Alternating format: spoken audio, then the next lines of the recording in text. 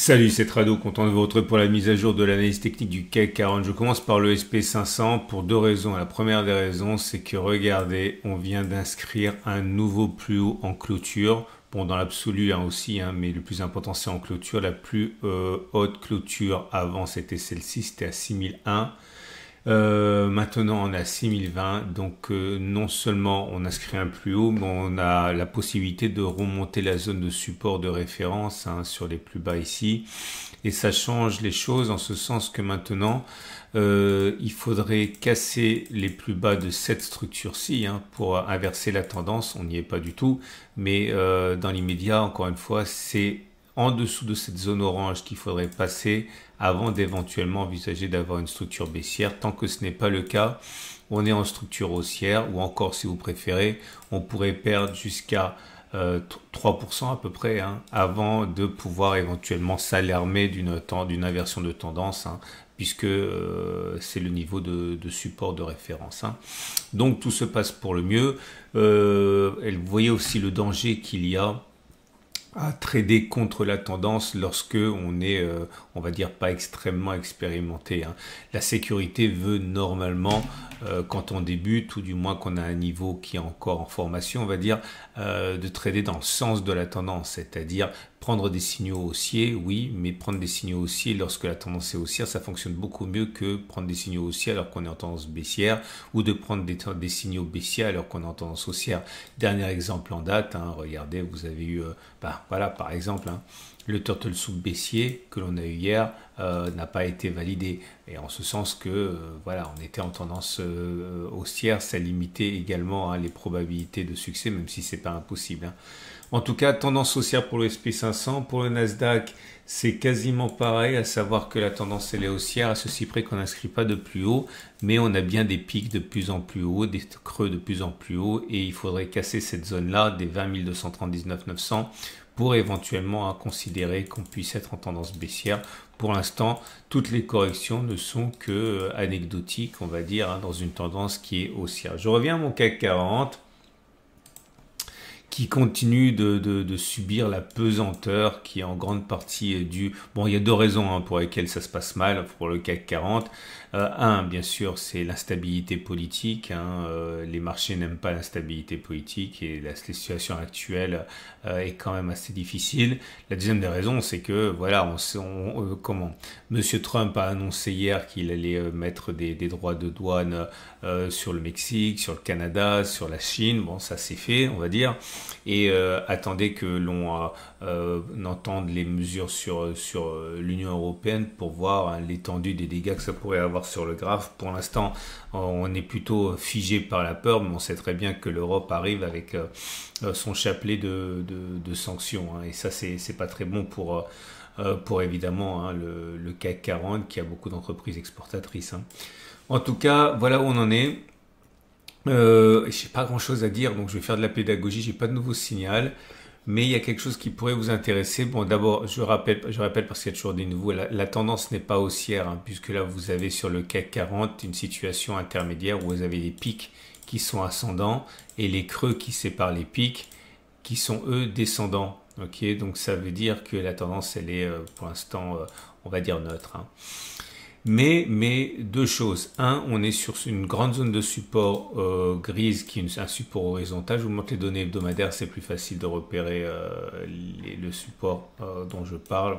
Toute cette zone grise est une zone de support. Donc on est en embuscade pour une hausse. Ça c'est pas parce que si on est en tendance incertaine, on va dire, sur les données journalières, quand on regarde les données hebdomadaires, on est justement sur cette fameuse zone de support qui peut être intéressante. Et d'ailleurs, j'en profite puisque je l'ai sous les yeux. Si on devait remonter, si on devait repartir à la hausse et aller chercher le haut de la tendance haussière, on aura un très bon ratio gain-risque. C'était une parenthèse. Donc, maintenant, ce dont je voudrais parler, c'est de faire un peu de pédagogie, parce que malheureusement, j'ai pas de backtest à vous proposer, mais ça pourrait vous servir parce que c'est un grand classique. Alors, ça se backteste pas vraiment, ça, parce que c'est très subjectif, mais l'idée c'est que on va parler aujourd'hui des divergences haussières. Alors vous prenez un indicateur technique, ok, et vous prenez les cours. Alors, imaginons quand vous ayez les cours qui font des bas de plus en plus bas. Et qu'en même temps, vous avez un indicateur technique, ok, qui est là. Ça peut être le RSI, ça peut être le MACD, ça peut être n'importe quoi. Mais lui, sur le même laps de temps, ne va pas faire des creux qui sont descendants. Vous avez des creux descendants sur les cours, mais sur le même laps de temps, vous avez des creux qui sont ascendants sur l'indicateur technique. Ça, c'est ce qu'on appelle une divergence haussière standard. Ça veut dire que le moment est peut-être en train de s'inverser, enfin que la tendance est peut-être en train de s'essouffler, voire de s'inverser. Là, c'est pas une divergence baissière parce que les cours font des bas qui sont descendants et l'indicateur fait des bas qui sont descendants aussi. Mais là, dans notre deuxième exemple, on a des bas qui sont descendants pour les cours et des bas qui sont ascendants pour l'indicateur technique. C'est ça qu'on appelle donc une divergence haussière. Alors, il faut rajouter une condition très souvent pour avoir un signal haussier parce que très souvent les divergences s'invalident. Donc moi j'aime bien utiliser un signal en plus qui peut être la moyenne mobile. Alors si vous mettez une moyenne mobile sur l'indicateur technique, c'est le passage au-dessus de cette moyenne mobile consécutivement à une divergence haussière qui déclenche le signal. Ok, bon, trêve de blabla, je vous montre un exemple. Je vous montre un exemple qui a bien fonctionné, évidemment, parce que sinon on ne comprend pas très bien. Il ne faut pas imaginer que tout fonctionne. Hein. Ça ne fonctionne pas comme ça dans la vraie vie. Hein. Donc moi, j'ai pris pour l'exemple le RSI, parce que c'est celui qui m'intéresse aujourd'hui. Donc là, vous avez les cours, et là, vous avez le RSI 14. Hein.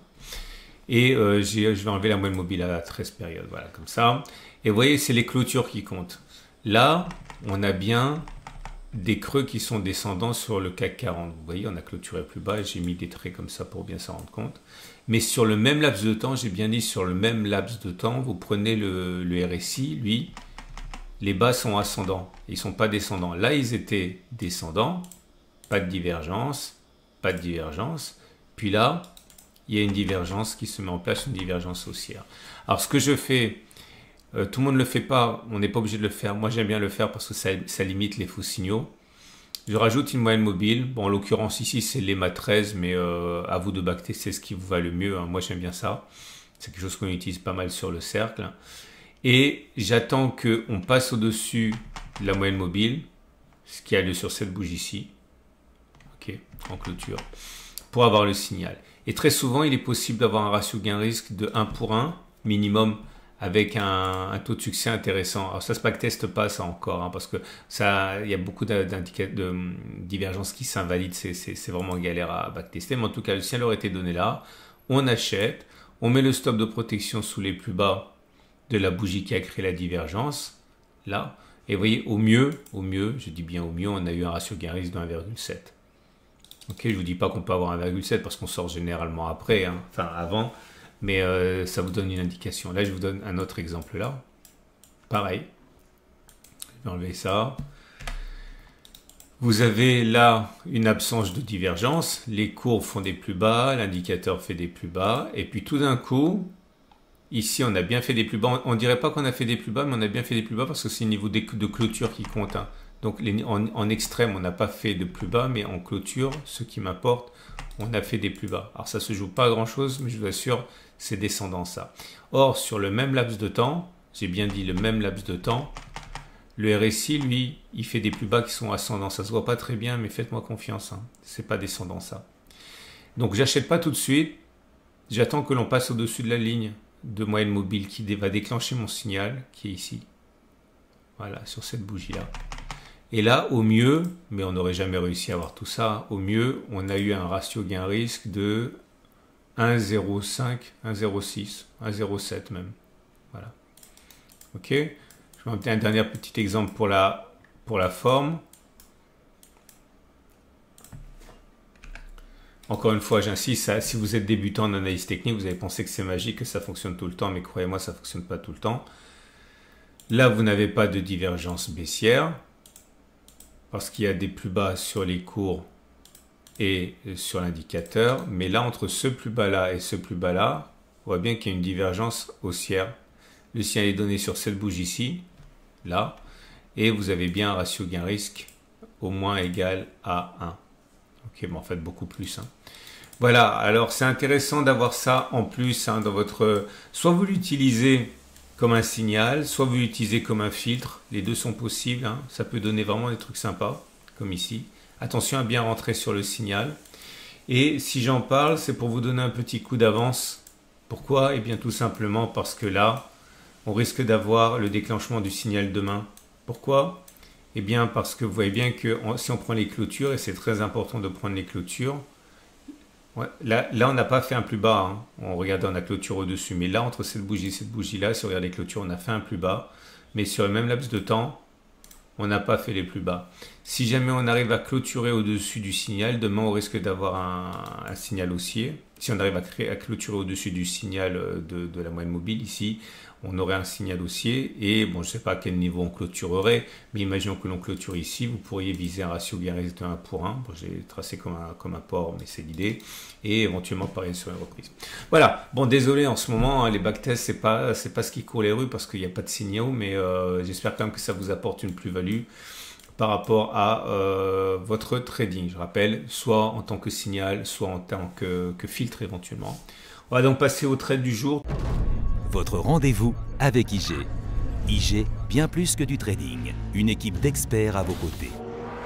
Tout naturellement, ben c'est logique, hein. Si vous avez un signal haussier, vous pouvez utiliser ce que j'ai dit hier, ce que j'ai dit là maintenant, mais il faut encore que ce soit validé demain.